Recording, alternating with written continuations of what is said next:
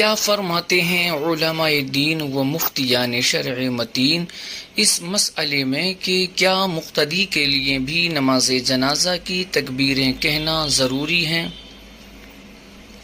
بسم اللہ الرحمن الرحیم۔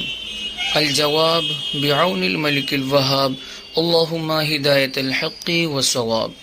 جی ہاں، مقتدی کے لیے بھی نماز جنازہ کی چاروں تکبیریں کہنا ضروری ہیں کہ یہ تکبیرات نماز جنازہ کا رکن ہیں، اور رکن ادا کیے بغیر نماز جنازہ نہیں ہوگی۔